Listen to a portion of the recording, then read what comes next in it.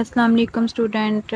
आज हमने एक्सरसाइज 3.5 का क्वेश्चन नंबर 5 स्टार्ट करना है। इसकी स्टेटमेंट हमारे पास है, a hemispherical has a curved surface area of 175 centimetre square, find its radius.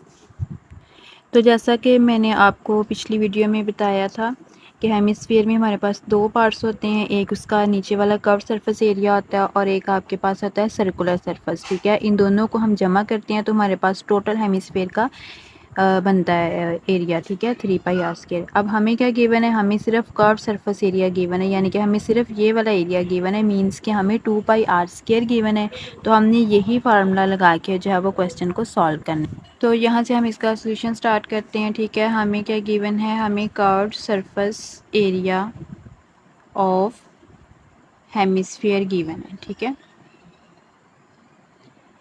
कितना हमें गिवन है, curve surface area of hemisphere हमारे पास है 175 सेंटीमीटर स्क्वायर। ठीक है, आपने रेडियस फाइंड करना है। ठीक है, तो अभी हमने देखा है कि कर्व सरफेस एरिया का फार्मूला हमारे पास क्या होता है, 2πr²। ठीक है, तो इक्वल यानी कि यही ये वाला जो एरिया है ये आपको किसके इक्वल दिया गया है, 175 सेंटीमीटर स्क्वायर। तो ये आपके पास एक इक्वेशन बन गई है। ठीक है, इसको सॉल्व करके हम यहाँ से आर फाइंड कर सकते हैं, मींस के हम रेडियस फाइंड कर सकते हैं। यहाँ पे हम वैल्यूज़ लगाएंगे। पाई की वैल्यू आपके पास होती है 22/7 into r² as it is आ जाएगा। ठीक है, इक्वल टू आपके पास आ जाएगा 175 सेंटीमीटर स्क्वायर। ठीक है, 22 को 2 से मल्टीप्लाई करवाएंगे तो 44/7 r² इक्वल टू आपके पास आ गया 175 सेंटीमीटर स्क्वायर। हमने r² फाइंड करना है, तो r² के साथ ये जो फ्रैक्शन है इधर आकर उल्ट हो जाएगी, मीन्स के 44 डिवाइड हो जाएगा और 7 इधर आकर क्या हो जाएगा, मल्टीप्लाई हो जाएगा। तो इसको हम ऐसे लिख सकते हैं 175 सेंटीमीटर स्क्वायर मल्टीप्लाई 7/44। ठीक है, तो इसको मल्टीप्लाई करवाने के बाद हमारे पास आ रहा है 1225 सेंटीमीटर स्क्वायर डिवाइडेड बाय 44। इसको जब हमने 44 पर डिवाइड करना है, ठीक है, तो ये हमारे पास आ रहा आएगा 27.84। ठीक है, यानी कि ये हमारे पास r² आ गया। तो हमें अकेला रेडियस चाहिए। ठीक है, तो रेडियस के ऊपर स्क्वायर कैंसिल करने के लिए हमें पता है कि हम क्या करते हैं, दोनों साइड्स पर स्क्वायर रूट लेते हैं। तो यहाँ पर भी हमने दोनों साइड पर स्क्वायर रूट लेना है, तो इसका स्क्वायर रूट से कैंसिल हो जाएगा और आपके पास सिंपल आर बचेगा। ठीक है, तो इसका स्क्वायर रूट जब आप फाइंड करेंगे बाय यूजिंग कैलकुलेटर भी कर सकते हैं, या फिर आपने जो है वो ये पिछले यूनिट्स में सीखा भी हुआ है, बल्कि पिछली क्लास में भी आपने सीखा है कि हम जो है वो यहाँ पे इनका पॉइंट वाली वैल्यूज़ का स्क्वायर रूट जो है वो कैसे फाइंड करते हैं। ठीक है, तो ये आपके पास आ जाएगा 5.276 सेंटीमीटर का स्क्वायर जो है वो स्क्वायर रूट से कैंसिल हो जाएगा, तो अकेला आपके पास सेंटीमीटर आएगा, मीन्स के ये आपके पास जो है वो रेडियस का आंसर आ गया है।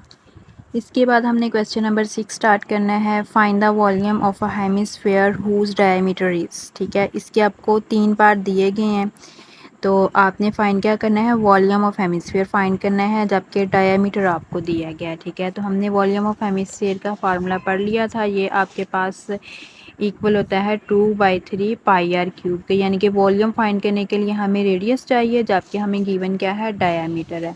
तो इसका मतलब है कि हम डायमीटर से पहले रेडियस निकालेंगे और फिर वॉल्यूम फाइंड करेंगे। तो क्वेश्चन नंबर 6 का हम ए पार्ट पहले सॉल्व करते हैं। इसमें आपको जो डायमीटर है वो गिवन है 14 सेंटीमीटर, तो हमें पहले रेडियस निकालना पड़ेगा। तो हमने ये रिलेशन पढ़ा है अभी पिछले क्वेश्चन में कि जो डायमीटर होता है वो रेडियस का डबल होता है, यानी कि d = 2r। यहाँ से अगर हम r की वैल्यू निकालें तो r के साथ 2 मल्टीप्लाई है, इधर आकर क्या हो जाएगा, डिवाइड हो जाएगा, यानी कि रेडियस क्या होता है, डायमीटर का हाफ होता है।